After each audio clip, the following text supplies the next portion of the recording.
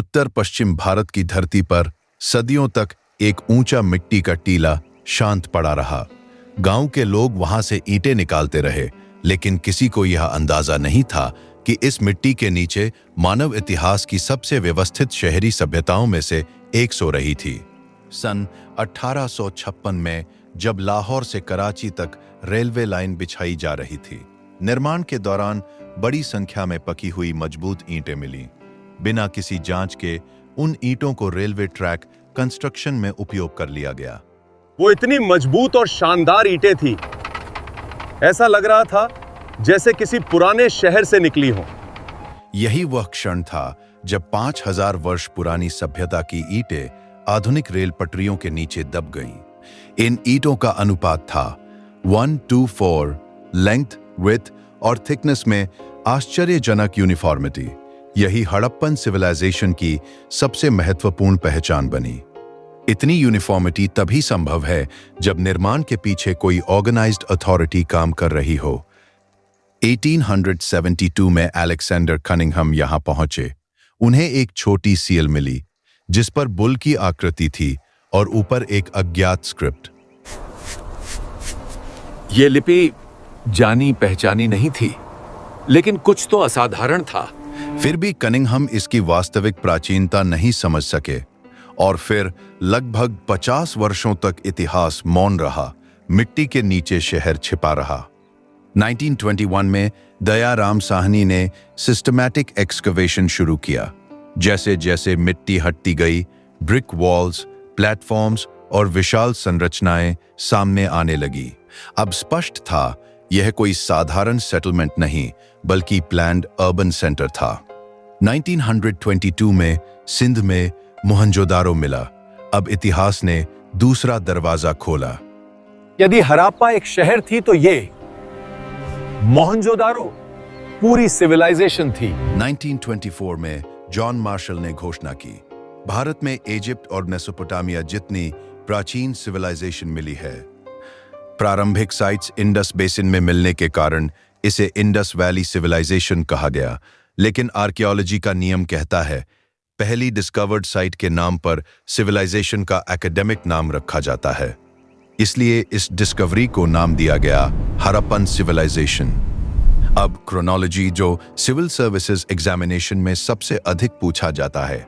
Early Harappan 3300 BCE से 2600 BCE, mature Harappan 2600 BCE से 1900 BCE, late Harappan 1900 BCE से 1300 BCE।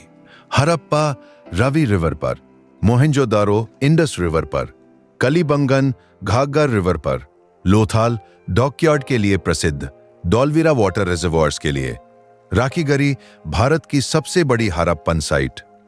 हड़प्पन सिटीज का सबसे बड़ा चमत्कार था ग्रिड प्लानिंग। सड़कें उत्तर दक्षिण और पूर्व पश्चिम दिशा में सीधी काटती थी। हड़प्पन सिटीज दो भागों में विभाजित थी। ऊपर एलिवेटेड फोर्टिफाइड भाग जिसे सिटाडेल कहा जाता है और नीचे लोअर टाउन जहां सामान्य लोग रहते थे।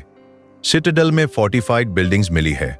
ऐसा माना जाता कि यहां कबीला प्रमुख या उसका परिवार रहता रहा होगा, जबकि लोअर टाउन में रेजिडेंशियल हाउसेज व्यवस्थित ब्लॉक्स में बने थे जिसमें सामान्य जनता रहती रही होगी। ग्रेट बाथ मोहनजोदारो की सबसे प्रसिद्ध संरचना है। वाटरप्रूफ बेक्ड ब्रिक्स और जिप्सम प्लास्टर से बना यह जलकुंड रिचुअल बाथिंग के लिए माना जाता है। यह केवल स्नानागार नहीं था, यह हमारे सामाजिक और धार्मिक अनुष्ठान का केंद्र था। हड़प्पा और मोहनजोदारो में ग्रेनरी मिली है। इससे फूड सरप्लस और ऑर्गेनाइज स्टोरेज सिस्टम का प्रमाण मिलता है। हर घर ड्रेनेज सिस्टम से जुड़ा था। Covered drains, inspection holes, controlled slope, Harappan sanitation में एक्स्ट्रॉर्डिनरी एडवांस थे। ये एंशिएंट वर्ल्ड की सबसे सोफिस्टिकेटेड ड्रेनेज इंजीनियरिंग मानी जाती है। अधिकांश घर बेक्ड ब्रिक से बने थे।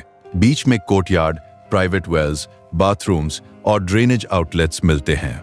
हड़प्पन इकोनॉमी की आधारशिला एग्रीकल्चर थी। मुख्य क्रॉप्स थे व्हीट, बार्ले, पी, सिसेम, मस्टर्ड और कॉटन। विश्व में कॉटन कल्टीवेशन का अर्लीस्ट एविडेंस हड़प्पन से मिलता है। कालीबंगन से प्लाउड फील्ड का प्रमाण मिला, जो कि वर्ल्ड आर्कियोलॉजी में रेयर एविडेंस माना जाता है। लोथल हड़प्पन मैरीटाइम ट्रेड का सबसे बड़ा सेंटर था। यहाँ डॉकयार्ड मिला, जो ऑर्गेनाइज्ड ओवरसीज ट्रेड का प्रमाण है। धौलावीरा हड़प्पन वाटर कंजर्वेशन का अद्भुत उदाहरण है। यहाँ विशाल रिजर्वायर्स, चैनल्स और वाटर हार्वेस्टिंग स्ट्रक्चर्स मिले। Seals Harappan administration, trade identity और अथॉरिटी का संकेत देती है। मोस्ट कॉमन मोटिव यूनिकॉर्न था। 400 से अधिक साइंस वाली स्क्रिप्ट आज तक पढ़ी नहीं जा सकी। इतनी विकसित सिविलाइजेशन, लेकिन उसकी भाषा अब भी मौन है। Mother goddess figurines fertility belief दर्शाती है। पशुपति सील को कई विद्वान प्रोटो शिवा मानते हैं।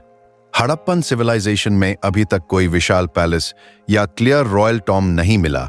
यही कारण है कि स्कॉलर्स सेंट्रलाइज्ड किंगशिप पर डिबेट करते हैं।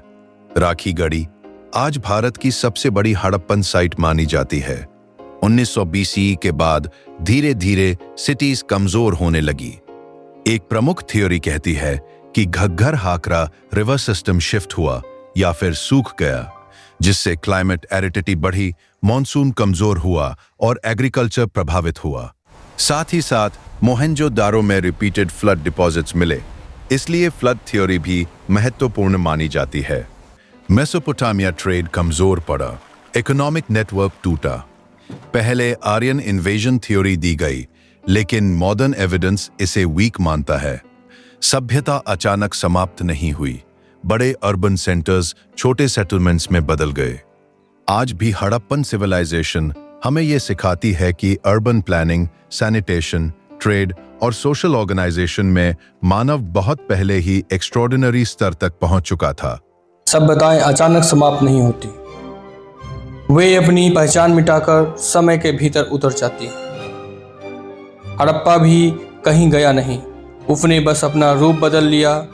ईंटें बिखर गईं, नगर शांत हो गए, लेकिन ज्ञान, व्यवस्था और जीवन की धड़कन आगे बढ़ती रही। सभ्यता मिटती नहीं, रूप बदलती है।